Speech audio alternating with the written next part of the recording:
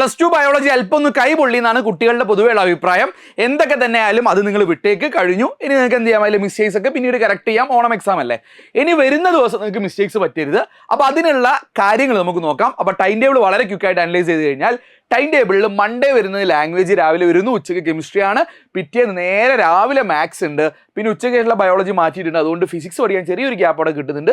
Physics വരുന്ന ദിവസം തന്നെ ഉച്ചയ്ക്ക് ശേഷം CS ഉണ്ട്. അപ്പോൾ CS കുട്ടിയൊക്കെ കുറച്ച് ടൈറ്റ് ആവും. ആൻഡ് ലാസ്റ്റ് ദിവസം ഇംഗ്ലീഷ്. അപ്പോൾ ഏതൊക്കെ ദിവസം നിങ്ങൾ ഏതൊക്കെ പഠിക്കണം ഞാൻ എൻ്റെതായ ഒരു ഒപ്പീനിയൻ പറയാം. നിങ്ങൾ കേൾക്കുക, എന്നിട്ട് നിങ്ങൾ ഡിസിഷൻ എടുക്കുക. വീഡിയോ ലൈക്ക് ചെയ്ത് വെക്കുക. ഈ ചാനൽ ഫോളോ ചെയ്തില്ലെങ്കിൽ ഒന്ന് ഫോളോ ചെയ്ത് വെക്കുക. നിങ്ങൾ മിക്കവാറും പഴയ ചാനലിലേക്ക് ഫോളോ ചെയ്തിട്ടുണ്ടാവുക. റെഡി? അപ്പോൾ എൻ്റെ ഒരു അഭിപ്രായ പ്രകാരം നിങ്ങൾ ചെയ്യേണ്ടത്, നിങ്ങൾക്ക് പഠിക്കാൻ ഗ്യാപ്പ് കുറഞ്ഞത് ഒന്ന് മാത്സ് ആണ് അല്ലേ. ഓബിയസ്ലി മാത്സ് 5 ചാപ്റ്റേഴ്സ് ഉണ്ട്, അത്യാവശ്യം ഡിഫിക്കൽട്ടാണ്. മറ്റൊന്ന് ഫിസിക്സ് ആണ്. അപ്പോൾ ഈ മാത്സും ഫിസിക്സും നിങ്ങൾ എന്ത് ചെയ്യണം, കഴിയുന്നതും നേരത്തെ തീർത്തു വെക്കണം. എന്നാലേ നിങ്ങൾക്ക് ഒരു റൗണ്ട് റിവിഷനും അവസാനം ഒരു ഷുവർ ക്വസ്റ്റ്യൻ നോക്കാനൊക്കെ സമയം കിട്ടൂ. അതുകൊണ്ട് ഞാൻ പറയുന്നു, ഞാൻ ഈ വീഡിയോ ചെയ്യുന്നത് വെള്ളിയാഴ്ചയാണ്. വെള്ളിയാഴ്ചയും ശനിയാഴ്ച രാത്രിക്ക് മുമ്പ് നിങ്ങൾ ഫിസിക്സും മാത്സും എന്ത് ചെയ്യണം, നിങ്ങൾ മാക്സിമം പഠിച്ചു തീർക്കാൻ ശ്രമിക്കുക.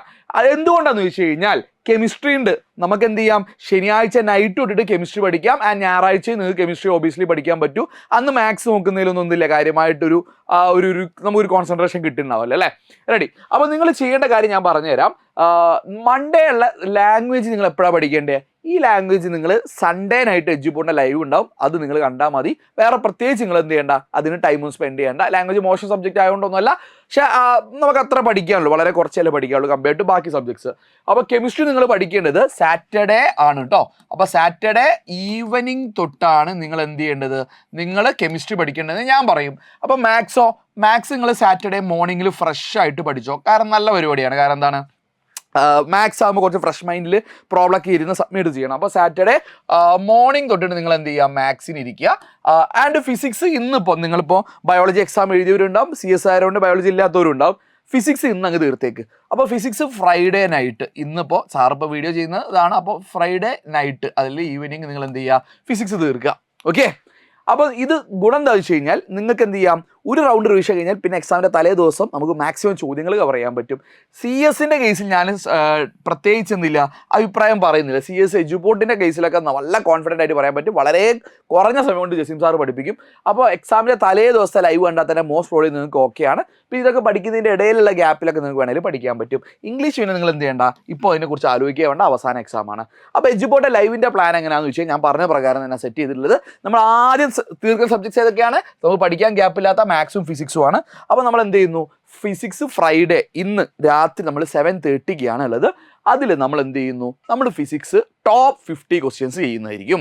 ആൻഡ് സാറ്റർഡേ മോർണിംഗ് നിങ്ങൾക്ക് വേണ്ടിയിട്ട് പ്രിൻസ് മാത്സ് ക്രൂസൈഡറും ഷാമിൽ സാറും രണ്ടാളും കൂടിയിട്ട് രാവിലെ 9:30 തൊട്ടിട്ട് മാത്സിൻ്റെ ലൈവ് ഉണ്ടാവും. അത് ഈവനിങ് വരെ ഉണ്ടാവും കേട്ടോ. അപ്പോൾ സാറ്റർഡേ പകൽ മൊത്തം നിങ്ങൾ മാത്സ്, ആ വൈകിട്ടാകുമ്പോൾ നിങ്ങൾ ലൈവ് ചെയ്യുമ്പോൾ നിങ്ങളെ നോട്ട്ബുക്കിൽ നിങ്ങൾ 5 ചാപ്റ്റേഴ്സിൻ്റെ മോസ്റ്റ് ഇമ്പോർട്ടൻറ്റ് ചോദ്യങ്ങൾ എഴുതിയെടുത്തിട്ടുണ്ടാവും. നിങ്ങൾ ഒരു തവണ പഠിച്ചിട്ടുണ്ടാവും. Okay? And chemistry Saturday night ആയിരിക്കും ഉണ്ടാവുക. ആൻഡ് അതിനുശേഷം സൺഡേ നിങ്ങൾക്ക് എന്ത് ചെയ്യാം, ഇതൊക്കെ വേണം റിവൈസ് ചെയ്യാൻ പറ്റും. അപ്പോൾ നമ്മൾ നൽകാൻ പോകുന്നത് ഇതിൻ്റെയൊക്കെ ടോപ്പ് 50 ക്വസ്റ്റ്യൻസ് എന്ന് പറഞ്ഞ ഒരു സംഗതിയാണ് കേട്ടോ. ടോപ്പ് 50 ക്വസ്റ്റ്യൻസ് എന്ന് പറഞ്ഞൊരു സംഗതിയാണ്. ആ 50 ചോദ്യങ്ങൾ നോക്കിയിട്ട് നിങ്ങൾ വേറെ ഒന്നും നോക്കിയാൽ മതി. ആൻഡ് ഇതിൻ്റെ ഒക്കെ ഒരു മിനി വേർഷൻ, ഇതൊന്നും സെലക്റ്റഡ് ആയിട്ടുള്ള കുറച്ച് എക്സ്ട്രാ ചോദ്യങ്ങൾ കൂടി ഇൻക്ലൂഡ് ചെയ്തിട്ടായിരിക്കും എക്സാമിൻ്റെ തലേ ദിവസത്തെ ലൈവ്സ് ഒക്കെ ഉണ്ടാവുക. സെക്കൻഡ് ലാംഗ്വേജ് എപ്പോഴാണ് ലൈവ് ഉണ്ടാവുക, സെക്കൻഡ് ലാംഗ്വേജ് ലൈവ് എപ്പോഴായിരിക്കും, മൺഡേ ഉണ്ടായിരിക്കും, സൺഡേ നൈറ്റ് ഉണ്ടായിരിക്കും. പിന്നെ അതിൻ്റെ റെക്കോർഡ് ലാംഗ്വേജിൻ്റെ chapter summary, microbit, short notes എല്ലാം കിഡിലനായിട്ട് നിങ്ങൾക്ക് കിട്ടും. അത് താഴെ ഒരു പിൻഡ് മെസ്സേജിൽ ഉണ്ടാവും. ഒരു onamexam.edu.app എന്ന ലിങ്ക് ക്ലിക്ക് ചെയ്താൽ ഫ്രീ ആയിട്ട് നിങ്ങൾക്ക് ഒരു ഗൂഗിൾ ഡ്രൈവ് കിട്ടും. ആൻഡ് അതിൽ എല്ലാ നോട്ട്സിൻ്റെ കാര്യങ്ങളും ലൈവ് നോട്ട്സും മൈക്രോബിറ്റൊക്കെ അതിൽ വന്നുകൊണ്ടേയിരിക്കും. നിങ്ങൾ അതിൽ ജോയിൻ ചെയ്താൽ മതി കേട്ടോ. So all the best. അപ്പോൾ ലൈവ്സ് മറക്കണ്ട. ഈ 3 ലൈവ് മിസ്സാക്കിയത് കേട്ടോ. ഫിസിക്സ് ഫ്രൈഡേ ഉള്ള ടോപ്പ് 50 ക്വസ്റ്റ്യൻസ്, മാത്സ് സാറ്റർഡേ ഉള്ള ടോപ്പ് 50 ക്വസ്റ്റ്യൻസ്, കെമിസ്ട്രി സാറ്റർഡേ നൈറ്റുള്ള ടോപ്പ് 50 ക്വസ്റ്റ്യൻസ്. വിട്ടുപോരുത്, മറക്കരുത്. റെക്കോർഡ് വീഡിയോസ് കാണാം. ആൻഡ് ഈ ചാനൽ ഇതുവരെ സബ് ചെയ്യാത്തവരുണ്ടെങ്കിൽ സബ് ചെയ്ത് വെച്ചോളൂ. ഫ്രണ്ട്സിനൊക്കെ ഇഷ്ടപ്പെട്ടെങ്കിൽ ഫോർവേഡ് ചെയ്ത് കൊടുക്കുക.